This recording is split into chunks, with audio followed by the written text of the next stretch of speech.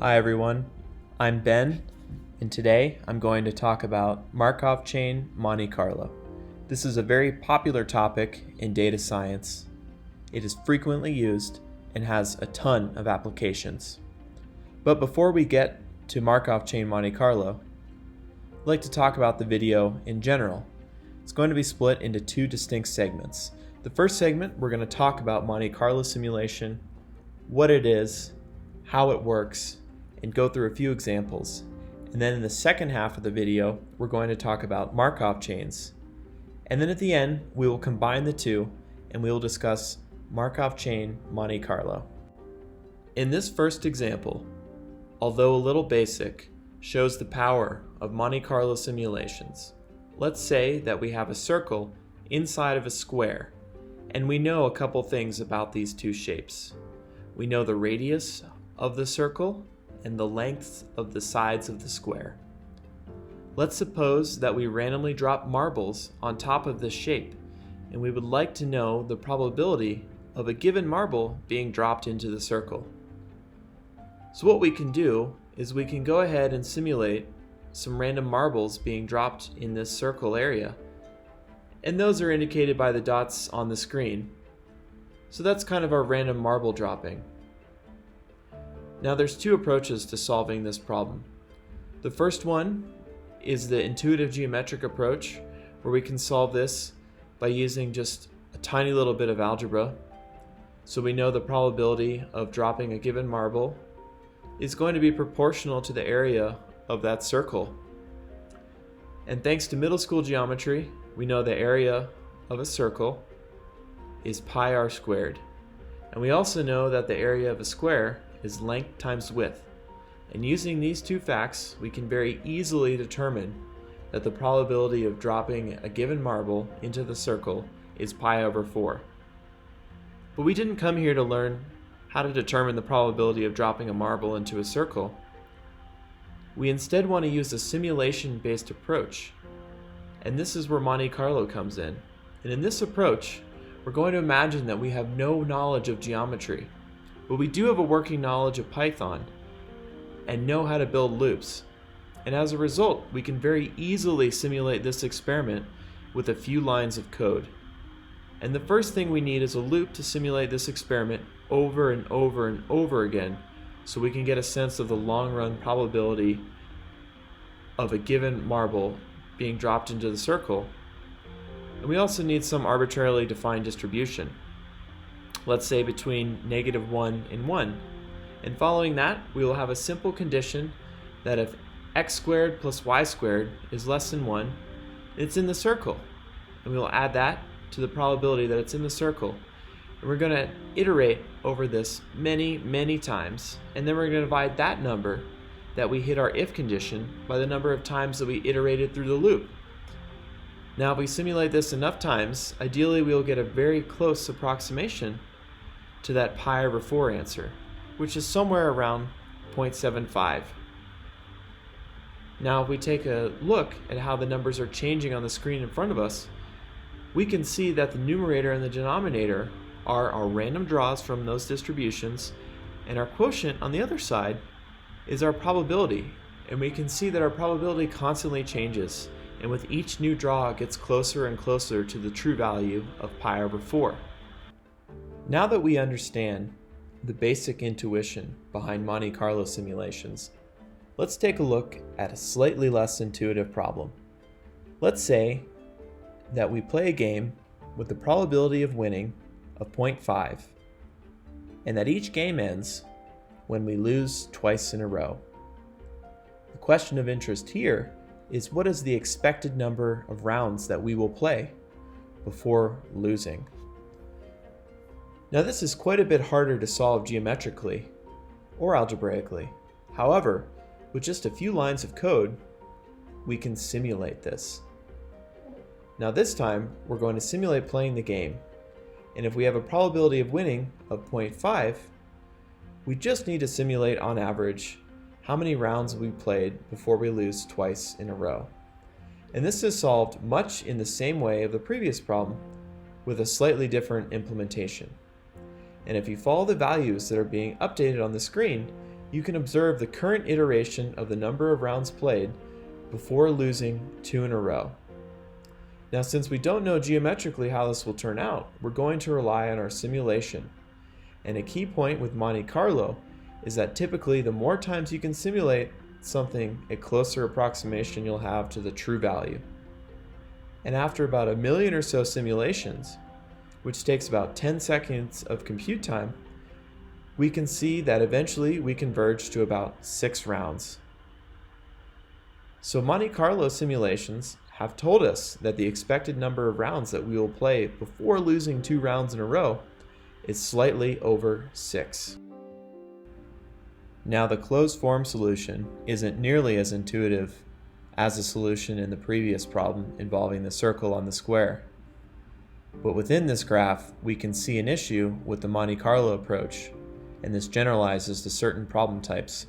If you notice, as your probability increases, so does the expected number of rounds you'll play, and this will actually go to infinity. So in the case where you have a high probability of winning, this will become increasingly more difficult to sample from. Transitioning to Markov chains, I think it is best to start off with an easy example and the main tenets of these chains. Jumping right in on a classic example, let's suppose that for any given day, the weather can be one of 2 states, either sunny or cloudy, and that's all.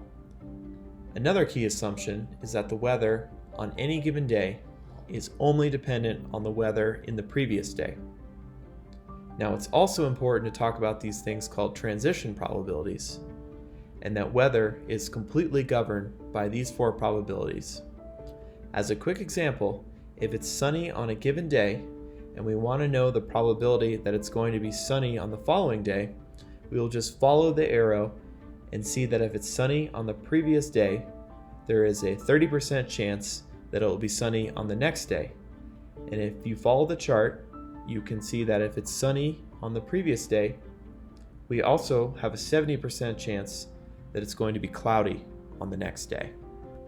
An important item to mention is the notion of states. And our state space for this example is sunny and cloudy. But keep in mind that in real life problems, there are potentially a large number of states. Another key item is the Markov assumption and why they're called Markov chains. This assumption is very simple, and it says that the current state is only dependent on the previous state and nothing else. We say that the probability of weather on day t1, given the weather on day t-1 and t-2, and so on and so forth, is really just the probability of the weather on day t1 given the weather on day t-1. To speak on states in more detail, let's look at the example on the screen. So on day 0, the probability that it is sunny is simply 1, and as a consequence of that, the probability that it is cloudy on day 0 is 0. However, moving into day 1, we can see that the probability of sunny weather is now 0.3, with the probability of cloudy weather being 0.7. And the natural continuation of this question is, well, now that we know that on day 1 we have a probability of sunny weather of 0.3, what is the probability of sunny weather on day 2? And we can answer that question by simply looking at our diagram. If we look at day 1, we can see that there is a 0.3% chance of the weather being sunny and a 0.7% chance of the weather being cloudy. And we can use these two to determine the probability of sun on day 2. And to do this, we'll look back at our diagram and multiply the respective transition probabilities. Then, our resulting probabilities are 0.44 for sunny and 0.56 for cloudy. And the natural extension of this is to ask, well, what is the probability of sun on day 3, and what is the probability of cloudy on day 3? To answer this, we just repeat the same process as we did for day 2, and we can extend this as far into the future as we want. This process starts to beg the question of, is there a point at which the system is going to equalize and converge and our probabilities stop changing significantly?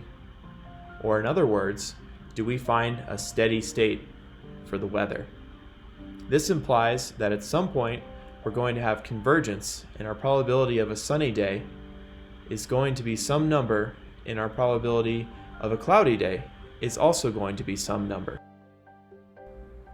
Assuming a steady state, we have pi 1 and pi 2. And these two things add to 1. And these must add to 1 because we have two items in our state. We can say that there is a pi 1 probability of being sunny today. If we want to remain sunny tomorrow, given that it's sunny today, we need to multiply by 0.3, and the same goes for the cloudy state, which is a pi 2 probability. And if we're cloudy in the steady state and we want to be sunny the next day, we have a 0.5 probability. This needs to be equal to pi 1, because this is the steady state of being sunny in the next state. With a little bit of solving, we can see that pi 1 is 0.42 and pi 2 is 0.58. We can also see that after about day 2, we're pretty close to the steady state. We can say that we would expect about 42% of days to be sunny and about 58% of days to be cloudy. At this point, we're ready to combine the two topics. And as a quick recap, the Monte Carlo simulations are a means to generate the data that we need, and the Markov chains are a way to update and link our probabilities with the hope that we can find some steady state. It is important to mention that Markov Chain Monte Carlo is a general term, and there are specific implementation details that we're going to gloss over in this video. And these are different random walk algorithms, and those are manifested in things like Metropolis Hastings, Gibbs sampling, reversible jump, or Hamiltonian. At a high level, we can say that Markov Chain Monte Carlo methods are mostly used for calculating numeric approximation of multidimensional integrals. These are particularly important in Bayesian statistics, physics, biology, and computational linguistics. These methods generally create samples from continuous variables with a probability density proportional to some known function, and these samples can be used to evaluate an integral over a variable as its expected value or variance. But enough abstract information. Let's try to visualize it. We have a few big assumptions here, and our end goal is where we want to sample from some distribution p of x, and we don't know this distribution, but sometimes we know the denominator, and that's indicated by some other distribution. This is also known as our sampling distribution. In this image, our sampling distribution is the yellow line.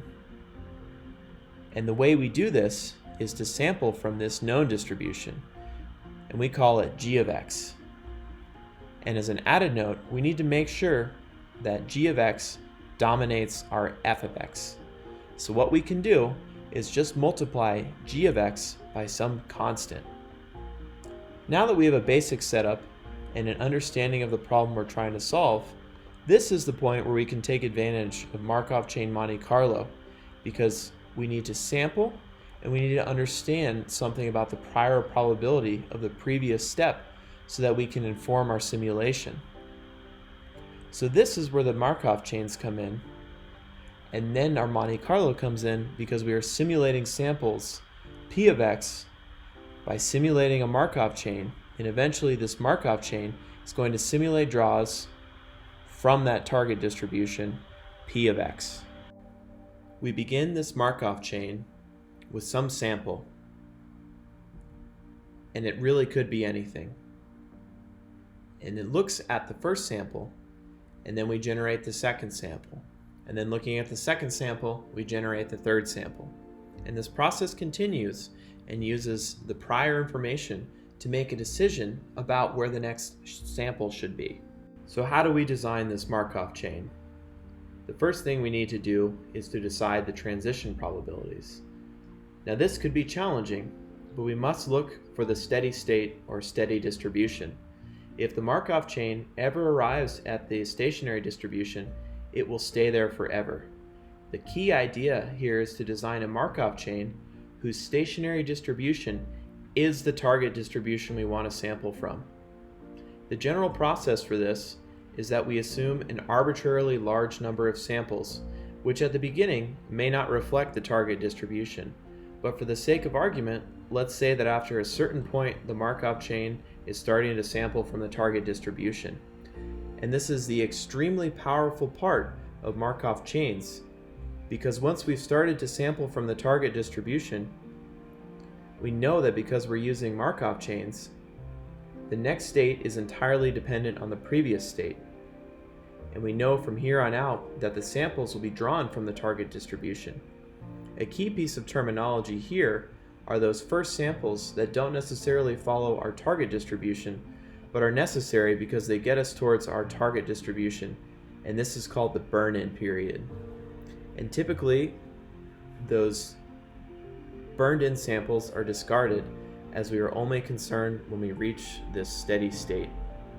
And once we've reached this steady state, we are sampling from our target distribution, and we can begin to draw inference.